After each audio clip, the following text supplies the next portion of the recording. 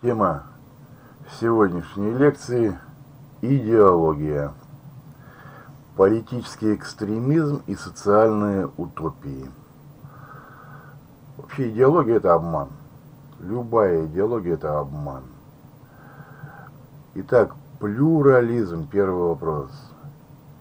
От слова plural – множество, английское слово, плюрализм. Плурал, множество. Идеология – это система идей, оправдывающая подчинение одной группы другой. По Конституции России признается идеологическое разнообразие, то есть плюрализм. Никакая идеология не может устанавливаться в качестве государственной или обязательной, то есть ни одна идеология не имеет монополии на истину. При коммунистическом режиме власти установили, что единственно правильной идеологией является марксизм-ленинизм. Те теории, выводы которых противоречили марксизму-ленинизму, были объявлены заведомо ложными и буржуазными.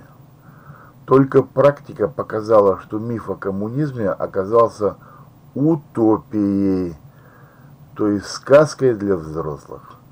Только идеологическое многообразие и свободная дискуссия между представителями различных идеологий и теорий позволяет получить истину в общественных науках. Полное господство одной идеологии приводит к введению цензуры для представителей других идеологий. Цензура – это государственная организация, которая следит за средствами массовой информации, за искусством и наукой, с целью запретить критику господствующей идеологии, запретить представителям оппозиционных теорий идеологии высказывать свою точку зрения, ограничивать свободу творчества. Представитель господствующей идеологии строит машину по обману собственного народа, манипулированию общественным мнением в интересах господствующего режима. С помощью этой машины по оболваниванию правящий режим начинает внушать народу ложные истины. Согласно Конституции России, введение цензуры в Российской Федерации запрещается. Вывод. Сегодня, несмотря на плюрализм, в Российской Федерации запрещено разжигать социальную, расовую, национальную и религиозную рознь. Каждому гражданину Российской Федерации гарантируется свобода литературного, художественного, научного, технического творчества, свобода преподавания. Таким образом, цензура сегодня в Российской Федерации запрещена. Следующий вопрос. Примеры идеологии. Первая идеология – это либеральная, в общем-то, сторонником которой я и себя считаю. Хотя последнее время патриоты в России критикуют либералов. Так вот, автором этой либеральной идеологии является Джон Локк. Пропаганду этой идеологии в России начали декабристы. Главные принципы либеральной идеологии – это формальное и юридическое равенство людей. Вторая идеология – коммунистическая. Автором этой идеологии был Карл Маркс. Пропаганду этой идеологии в России начали Плеханов и Ленин. Главные принципы коммунистической идеологии – это равенство, независимо от трудового вклада. Человек человеку – это друг, товарищ и брат. Результаты коммунистического эксперимента в России показали утопичность и лживость этой идеологии. Полного экономического равенства не может быть в принципе, так как это в корне уничтожает стимулы к производительному труду. То есть люди перестают работать при коммунизме. В результате в обществе наступает разруха и голод. Коммунисты пытались внушить народу следующие мифы. Первое. Миф о том, что в будущем будет построено коммунистическое общество, где социальные блага польются широким потоком, как из рога изобилия. Коммунизм – это рай на земле, но в России не удалось построить коммунизм, несмотря на огромное количество человеческих жертв этого эксперимента. Второй миф у коммунистов. Миф о возможности отменить частную собственность, рыночные отношения, социальное неравенство, социальный конфликт и социальный контроль. Что можно отменить государство, семью, религию, тюрьму и другие правоохранительные органы. Следующий пример идеологии. Фашистская или расистская идеология. Ну вот сегодня она расцвела на Украине, и Россия вынуждена проводить специальную операцию на Украине, чтобы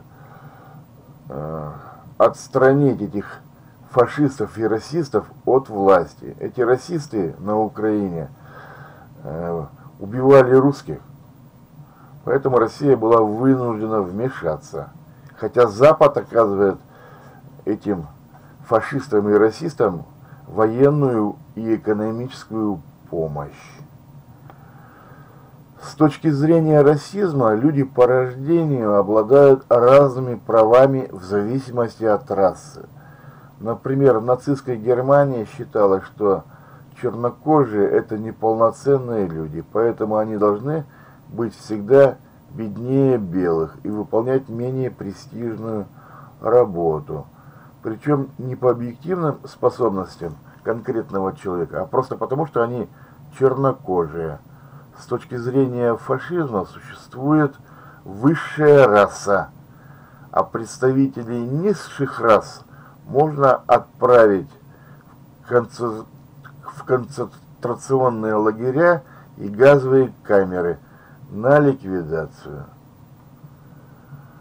Сторонники этой идеологии проиграли Вторую мировую войну и были вынуждены спрятаться под маской либерализма. Следующая идеология – исламско-фундаменталистская.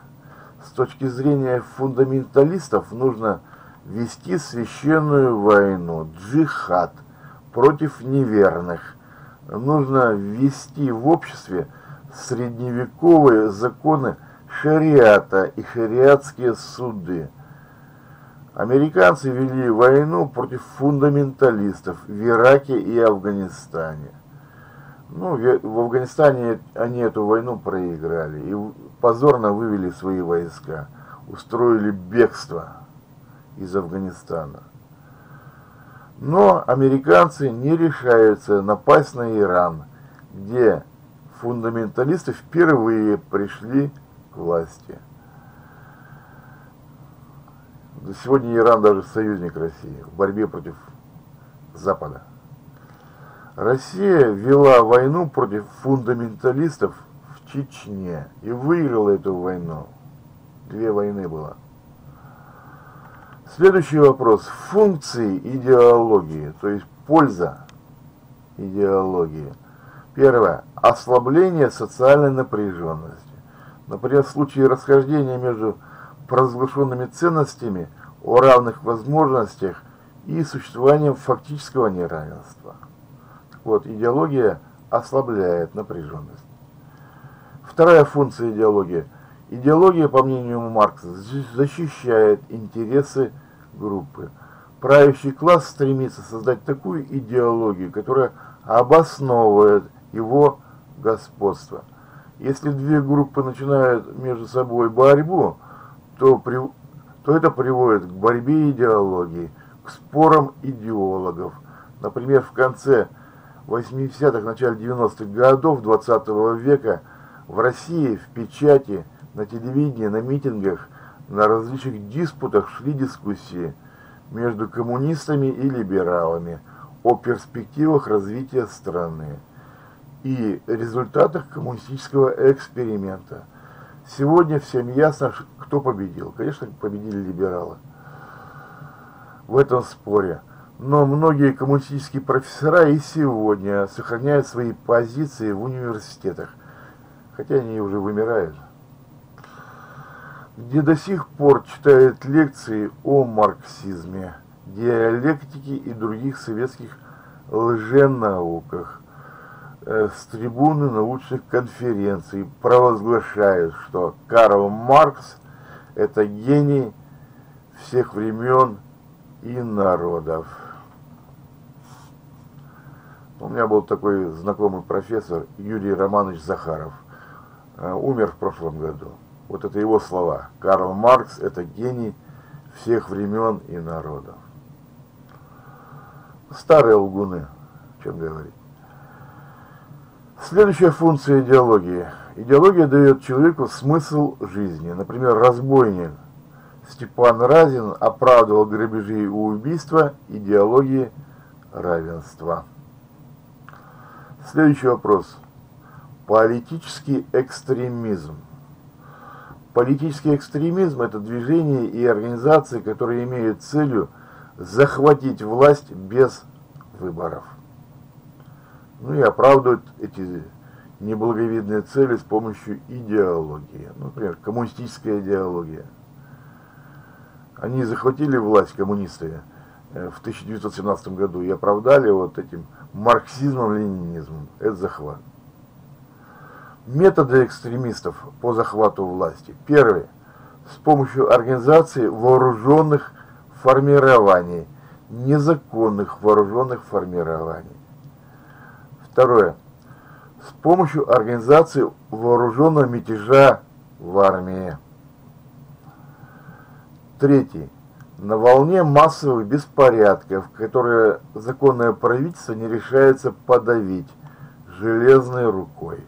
Ну вот в Киеве было так. То есть организовали Майдан, вооружили этих экстремистов, ну и захватили власть. А Янукович не решился их разогнать, не решился позвать на помощь русские войска. Воля правительства иногда оказывается парализована из-за вырождения правителей или из-за того, что правительство напрягает все силы для борьбы с внешним врагом. Например, Саакашвили в Грузии организовал массовые беспорядки с протестами против правления Шеварднадзе. Последний, то есть Шеварднадзе, не смог подавить беспорядки из-за своей старости и слабости. В феврале 1917 года Николай II потерял власть на волне массовых беспорядков, вызванных усталостью от Первой мировой войны. Февральскую революцию никто не готовил и никто не ожидал. Ленин в Швейцарии узнал о ней из газет, то есть Ленин ее не готовил. И для него эта революция стала сюрпризом. Так, следующий метод экстремистов. С помощью организации террористических актов, с помощью индивидуального террора экстремисты пытаются запугать представителей власти и поставить правительство на колени. Неумение правительства справиться с террористами подрывает авторитет власти и показывает народу, что власть бессильна, что реальная власть уже фактически принадлежит террористической организации, а не бессильному правительству. Русский премьер-министр Петр Аркадьевич Столыпин пытался проводить реформы в России и наводить порядок после революции 1905 года. Против него было организовано несколько террористических актов. В результате террорист Дмитрий Багров убил Столыпина в театре из пистолета. В Киеве, кстати. Багров был двойным агентом, то есть он был и революционером, и агентом полиции. Поэтому осталось неясным, приказ какой организации он выполнял. Революционной организации или полиции. Среди полицейских было много дворян, которые быстро разорялись в результате аграрной реформы Столыпина и хотели его устранить. Чеченские боевики пытались запугать российский народ и показать слабость российского правительства. С этой целью они взрывали жилые дома в Москве, захватывали заложников на концерте и в больницах. Одновременно чеченцы организовали гражданскую войну в Чечне. А российскому правительству во главе с президентом Путиным удалось подавить сопротивление чеченских отрядов в Чечне с помощью российской армии и справиться с чеченскими террористами с помощью органов ФСБ. Лидеры чеченских боевиков, это Дудаев, Масхадов, Басаев, были убиты в результате специальных операций. И сегодня чеченские отряды отлично воюют на Украине за Россию.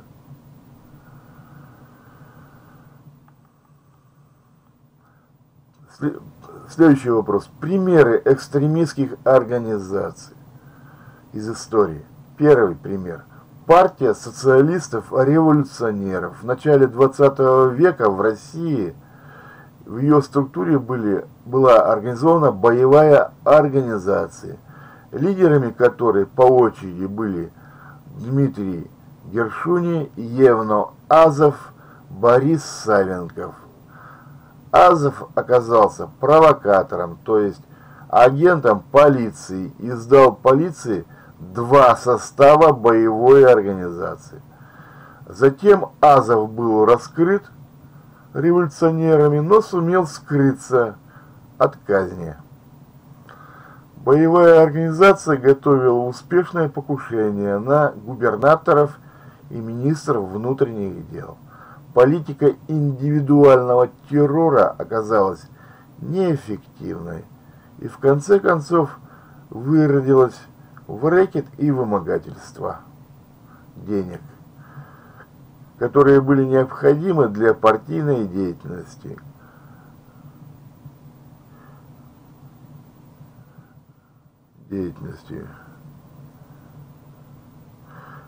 К боевой организации в конце концов примкнули уголовники и бандиты.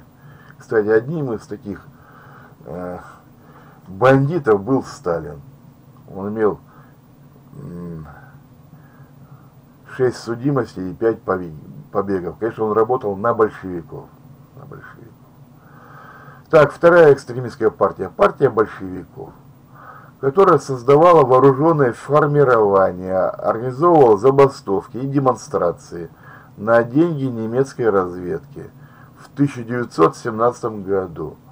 Затем большевики организовали 2 попытки захвата власти. Первая попытка захвата власти 3-4 июля 1917 года закончилась провалом, но Ленин сумел скрыться от ареста. Ну, там скрывался в шалаше, да. Потом убежал в Финляндию. Вторая попытка в октябре 1917 года оказалась удачной, после чего большевики сумели организовать тираническое правление и выиграть гражданскую войну у своих противников. Третья экстремистская организация – это нацистская партия Гитлера, которая создала вооруженное формирование штурмовиков. И всех людей, которые спорили с Гитлером, их просто выбрасывали из зала с проломленным черепом. Это делали штурмовики. Попробуй с ним поспорить.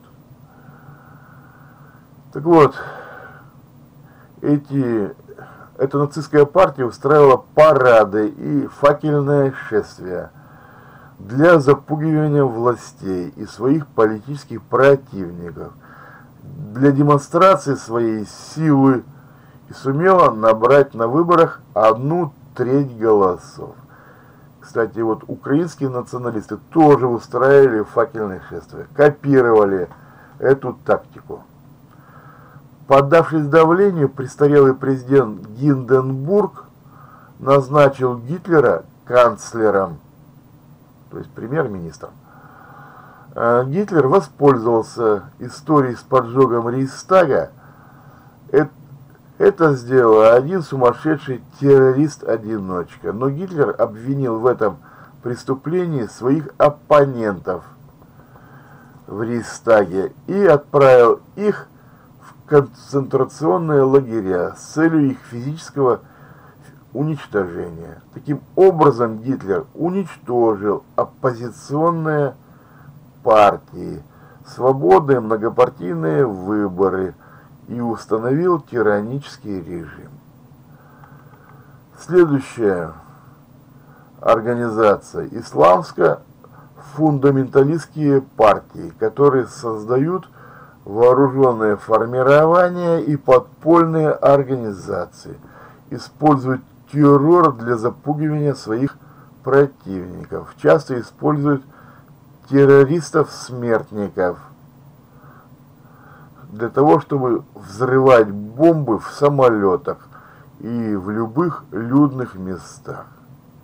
Используют пассажирский самолет в качестве ракеты, которая может уничтожить многоэтажный небоскреб или Министерство обороны США. Ну, Пентагон они там пытались взорвать с помощью самолета.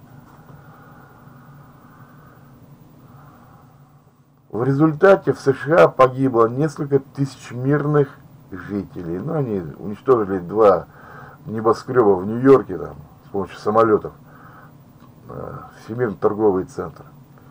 Исламисты организовали партизанскую войну в отсталых странах и установили тиранические режимы. Они вводят шариатские суды, средневековые законы шариата и жестокие публичные казни для нарушителей этих законов. Они объявляют неверно священную войну, джихад, отрезают головы военнопленным. Следующая партия, с которой, в общем-то, Россия борется на Украине, это партия украинских националистов, которые создают вооруженные формирования,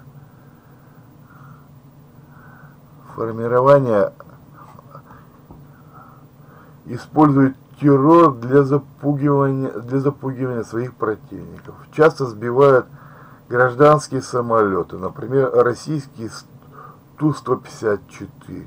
Украинские националисты организовали войну в наиболее развитых регионах своей страны. Это Донецкая и Луганская область, которые кормили, в общем-то, остальную Украину. И установили тиранический режим Порошенко. Они заменили современное правосудие угрозами со стороны активистов Майдана. Устраивают жестокие публичные казни для всех несогласных со своей идеологией. Так было в Одессе 2 мая 2014 года. Они объявляют своих противников ватниками, колорадами, отказывают своим оппонентам в праве на полноправный диалог. Следующий вопрос. Сущность социальной утопии. Социальная утопия – это ложная идеология, которая призывает к регрессу социальной структуры, к насильственной отмене великих социальных изобретений. Утопия в переводе с греческого – это место, которого нет. Социальная утопия – это сказка для взрослых. Утописты – это лжеученые, которые предлагали социальную утопии. Утописты предлагали отменить различные организации и формы социального конфликта и контроля. То есть отменить правительство, государство, бюрократию, правоохранительные органы, то есть тюрьму, милицию, полицию, армию, частную собственность, религию и церковь. Семью отменить, а также войну и рынок. Эти организации, виды социального конфликта и контроля, представляют собой скелет социальной структуры, то есть структуры общества. Самые существенные элементы и связи этой структуры.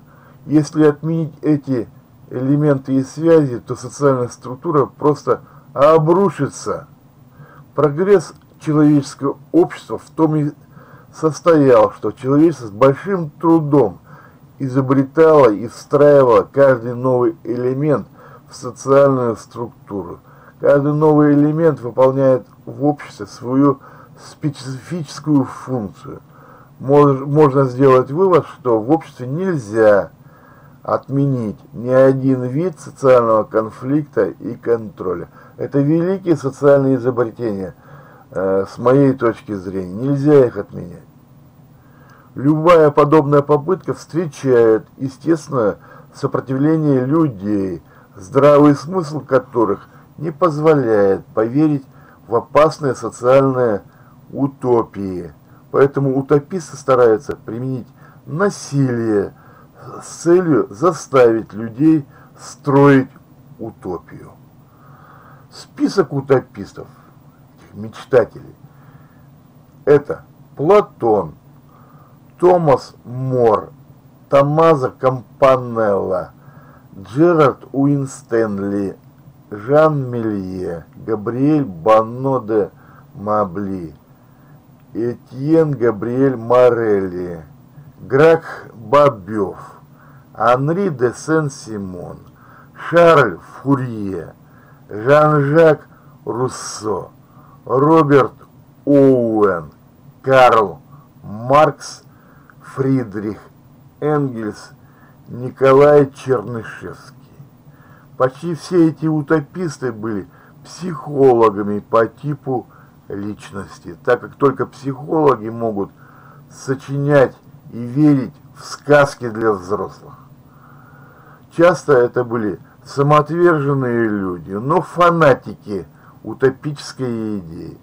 Фанатик – это человек, слепо верящий во внешне привлекательные идеи и игнорирующий все факты и аргументы, которые противоречат этой идее. Поэтому спор с фанатиком, как спор с сумасшедшим, является бесполезным делом. Кстати, многие из утопистов по происхождению были выходцами из высшего и среднего класса. Но легальной карьеры у них не получилось по различным причинам. Поэтому они были обозлены на весь мир и готовы шагать к власти и богатству по трупам. Стать тираном на волне народного возмущения легальным правительством. Они родились непригодными для профессии правителя, военачальника или бизнесмена, потому что психологи были, на который наиболее пригодным является спикер. Многие из этих утопистов обещали избавить трудящихся от угнетения, то есть от социального контроля.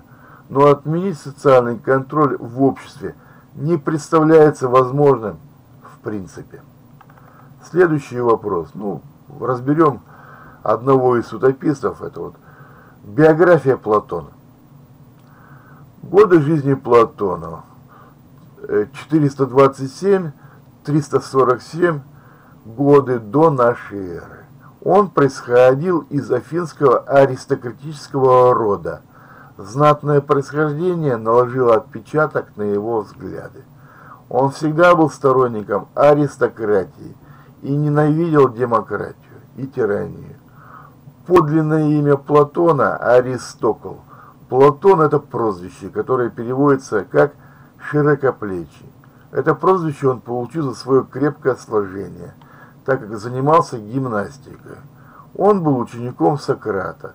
Платон притворился больным и не присутствовал при смерти Сократа.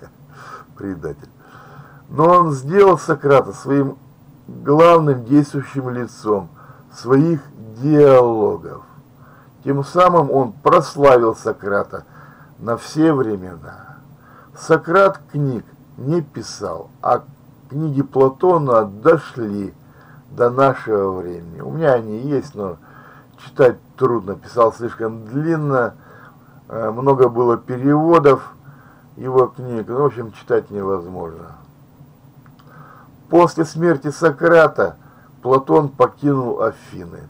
За годы странствий он познакомился со многими философами и побывал во многих странах Южной Италии, в Египте и на Сицилии. Сократ пытался поучать тирана города Сиракузы о том, как строить идеальное государство, но тиран в ответ сделал Платона рабом и отправил его на продажу на невольчий рынок. Доболтал, называется. Философ Анникирит выкупил Платона из рабства. Возвратившись в Афины, Платон открыл свою школу. Она называлась Академия. Это название школа получила случайно, ибо школа находилась в роще имени героя Гекадема. В Академии Платон провел вторую половину жизни. Кстати, сама Академия просуществовала 915 лет. Платон еще дважды плавал к диктатору Сиракуз, чтобы убедить его преобразовать свое государство в соответствии с проектом Платона, но ничего не добился. Видимо, тиран был здравомыслящим и в утопии не верил. В сказки для взрослых.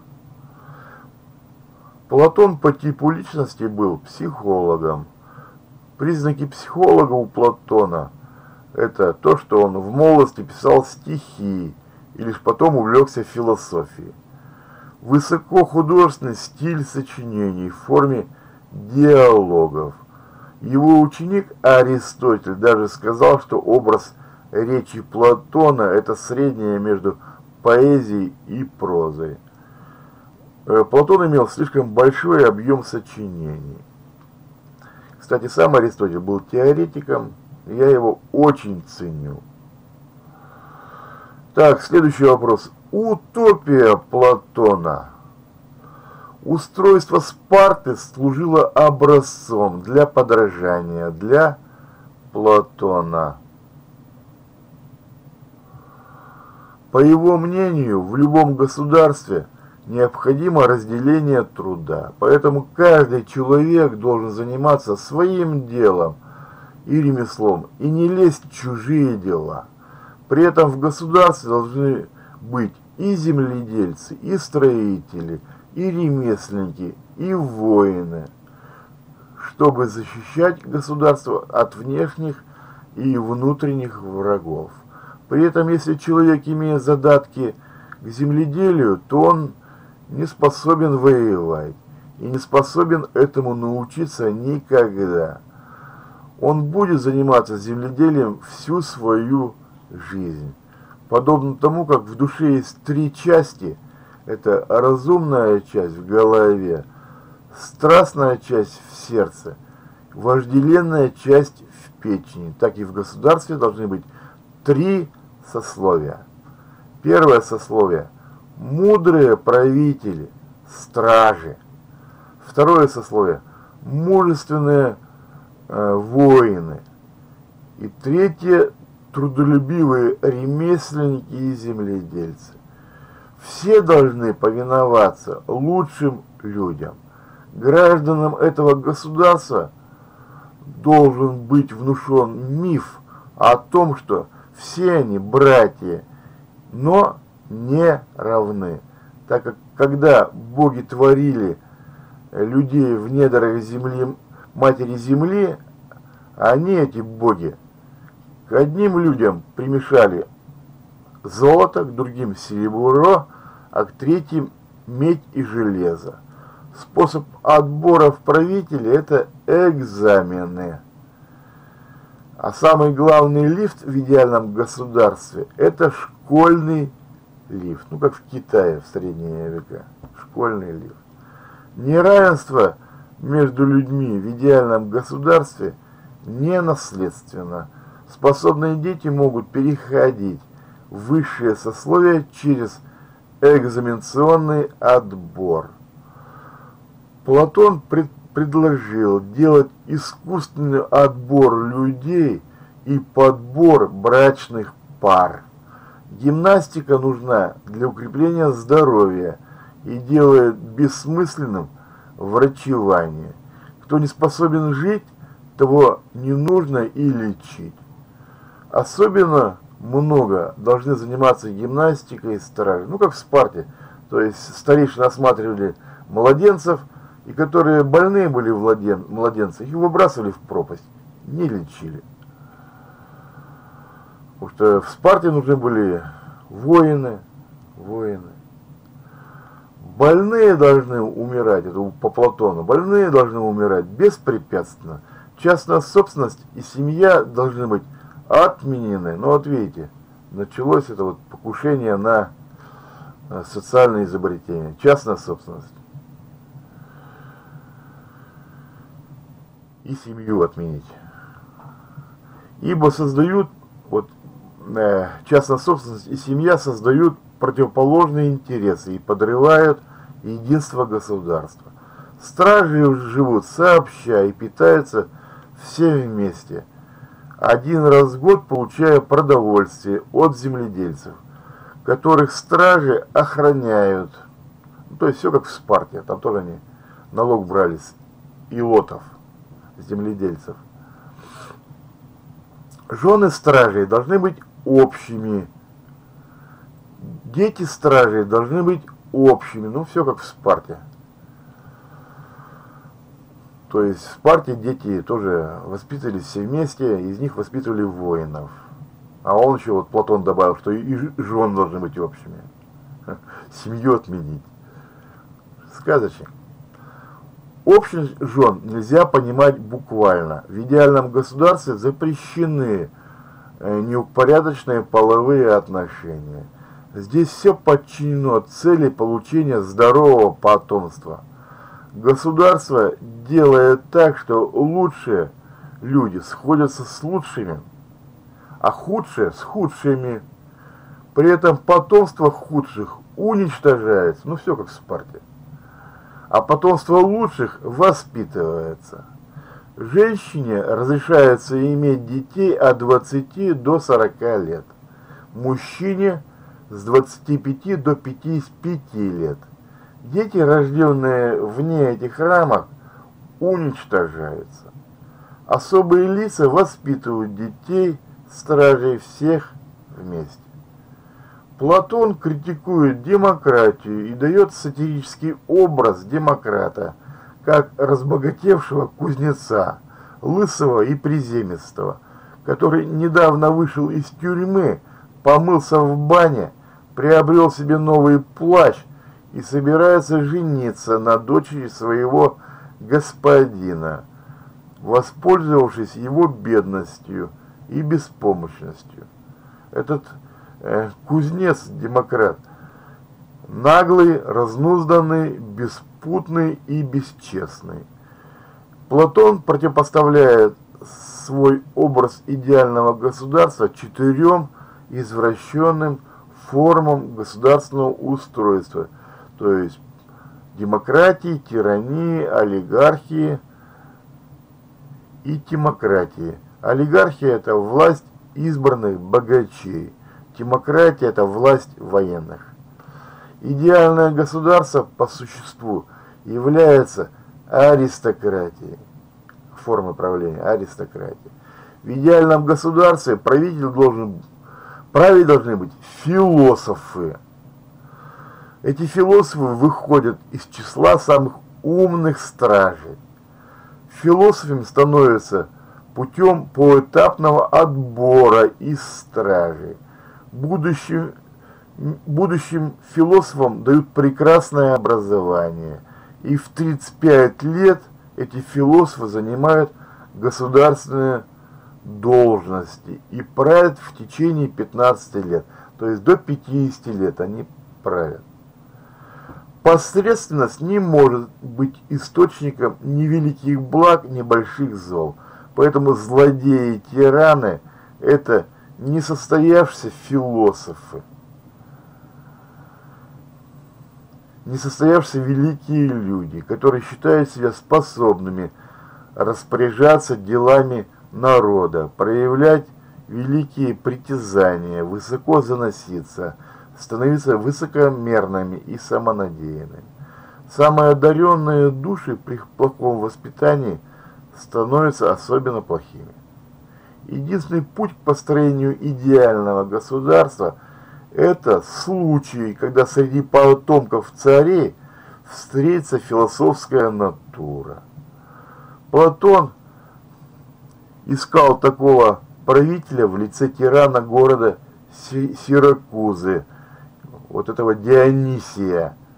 Но результат этих поисков был плачевным. Ну, я уже говорил, что Дионисий продал Платона в рабство за его поучение. Надоел Платон Дионисию своими глупостями, утопиями. Следующий вопрос, последний. Критика идей Платона, ну, с моей точки зрения. Платон был прав, что в обществе необходимо разделение труда, но он не был прав в том, что из этого следует необходимость сословного строя в обществе. Сословный строй приводит к остановке процесса вертикальной мобильности, то есть к вырождению правящего слоя и гибели всего общества от внешних завоевателей. Ну, раз правители выродились, стали слабыми, общество погибает в результате войны. Так как этим обществом постепенно начинают руководить престарелые и слабые правители. Армией начинают править бездарные полководцы. Налоги собирают взяточники и казнокрады. Примером гибели общества из-за вырождения элиты, из-за кастового строя может служить судьба Индии. Эта страна с многочисленным населением часто становилась легкой добычей для немногочисленной кучки завоевателей. Это воины Махмуда, XI век, воины Бабура, XVI век, английские колонизаторы, XVIII-XIX век. Если кастовый строй мешает естественной смене правящего слоя приходу правителей снизу, то правители приходят извне. Кастовый строй превратил Индию в железного колосса на глиняных ногах, которого завоеватели могут легко опрокинуть. Внушение ложных мифов, например, мифа о творении людей богами, никогда не может длиться вечно. Однажды люди могут полностью потерять доверие к лжецам, как источнику информации. Экзамены и школьный лифт, который Платон предлагал сделать главным лифтом, это не самый лучший способ отбора людей в высший слой общества, так как нет гарантий, что экзаменаторы выберут наиболее пригодных кандидатов на роль правителя. Бизнес и война – это более предпочтительные способы отбора людей в высший слой, чем школа. В отличие от бизнесменов и генералов, академики никогда не были хорошими правителями. В Китае в древности школьный лифт был главным, когда даже сын крестьянина мог переходить в высшие слои путем сдачи экзаменов. В результате китайские правители в совершенстве знали содержание сочинений философа Конфуция, но они не умели воевать против монголов и маньчжуров. Искусственный отбор людей и подбор брачных пар приводит к необходимости уничтожения неполноценных в концентрационных лагерях и газовых камерах, к необходимости установления тирании и тоталитаризма. Но это неприемлемо. Опыт большевиков и опыт большевистских и фашистских экспериментов в 20 веке показал, что представительная демократия лучше, чем аристократия. И лучше, чем утопическое идеальное государство. Нельзя отменять частную собственность как наиболее эффективную форму собственности. Нельзя отменять семью и заменять воспитание детей в семье воспитанием в детском доме, так как в детском доме можно обеспечить только низкое качество воспитания. Ну, детский дом это вообще...